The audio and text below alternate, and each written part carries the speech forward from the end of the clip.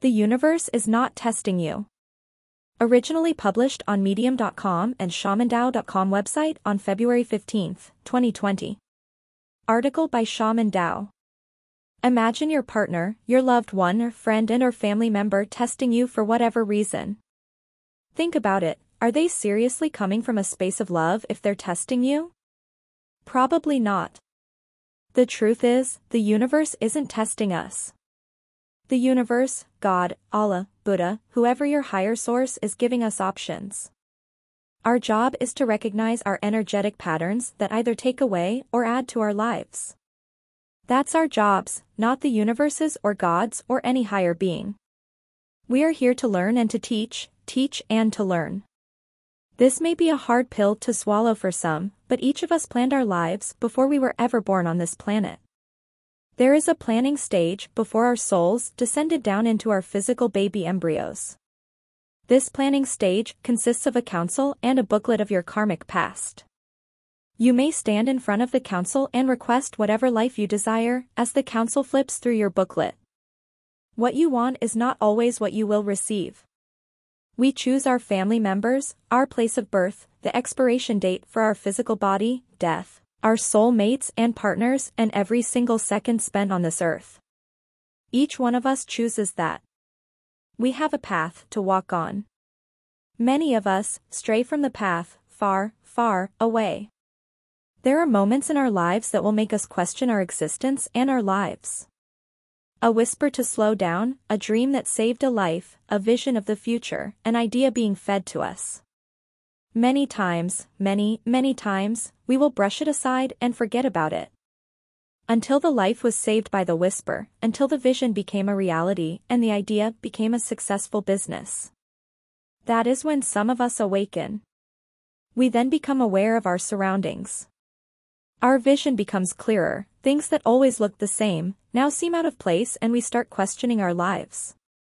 We start questioning our existence and purpose, and for many of us, we go back to questioning. Because we've always had these questions when we were little, we just forgot about them along the journey we call life. I had 4 days before I hopped on another flight to Juneau, Alaska. Another trip booked on pure knowing and an energetic pull. A look on the map, a tug in my soul and an energetic pull to the capital of Alaska on the map. If it had a sound, it would have sounded like a thud. Welp, I guess I'm going to Juneau, I told Keegan, my lovely host-turned-friend in Anchorage, Alaska. He nodded his head and hugged me, it'll be quite an adventure. I agreed. Every time I've traveled to an unknown place, where I did not know a soul and arrived without any plans or direction, the term adventure always sounded tame. He kissed me on the forehead and held me tighter. It was always nice to be in sync spiritually, mentally, and emotionally with a person. We both knew how rare it was to be in the presence of a strong mirror reflection of our souls. We looked to each other and balanced one another as the signs from the universe rained down and around us like a hurricane. It kind of felt euphoric. We were drunk in universal love with the same dreams, the same signs and same feelings we had towards these dreams and signs. What was happening outside of us affected what was happening inside of us. We believed the signs were telling us that this was it. He's it. She's it. This is really happening. The universe wasn't testing me. The universe was showing me my exact energetic pattern with a different person in a different part of the world, universal clues and signs included. You see, life is magical.